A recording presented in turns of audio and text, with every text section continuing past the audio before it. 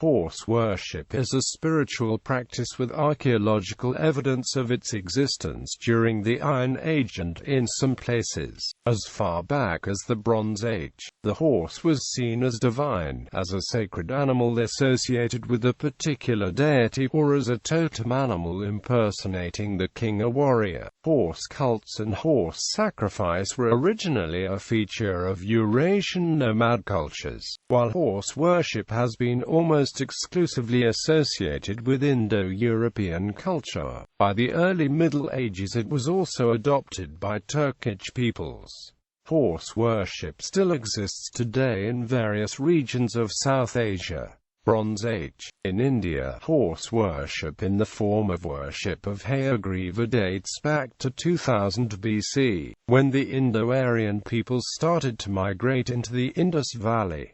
The Indo-Aryans worshipped the horse for its speed, strength, and intelligence. To this day, the worship of Hayagriva exists among the followers of Hinduism. Iron Age. The Uffington white horse in the United Kingdom is dated to the Iron Age or the Late Bronze Age in Britain. Deposits of fine silt removed from the horse's beak were scientifically dated to the Late Bronze Age. The French archaeologist Patrice Méniel has demonstrated, based on examination of animal bones from many archaeological sites, a lack of hippophagy in ritual centers and burial sites in Gaul, although there is some evidence for hippophagy from earlier settlement sites in the same region.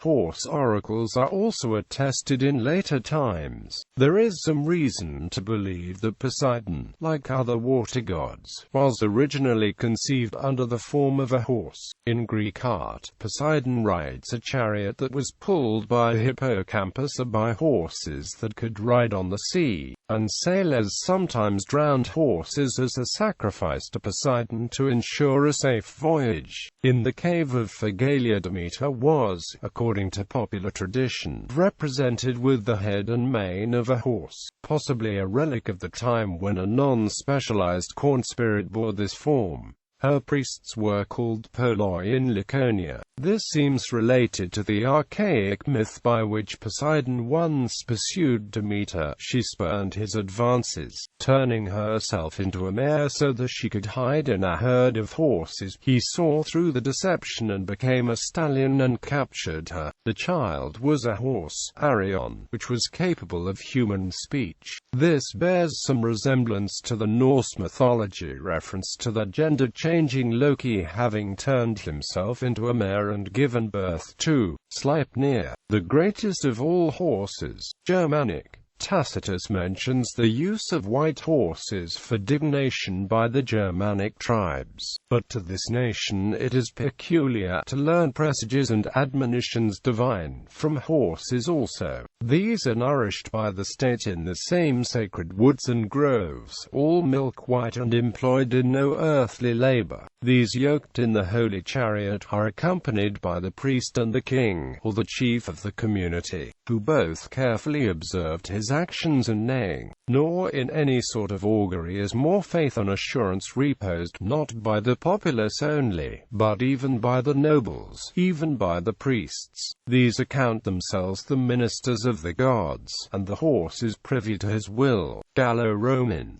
In Gallo-Roman times, the worship of Apollo was widespread in the northwestern portions of the Roman Empire. Early medieval. The Welsh legend of Rhiannon and the Irish legend of Macha, although first recorded in Christian times, may indicate memories of horse worship. The white horse of Rhiannon is another example of cultic use of white horses, which seems to be an Indo-European phenomenon. The temple fortress of Arkona, at Cape Arkona on the German island of Rügen, was the religious center of the Slavic Rani in the early Middle Ages. The temple, dedicated to the deity Svantovit, housed an important horse oracle in Slavic times, where the behavior of a white stallion could decide peace or war, recalling the above account by Tacitus. Similar horse oracles have been reported from medieval temples in Pomeranian Stettin and Lutetian Rethra and in temples in the Ming dynasty tombs.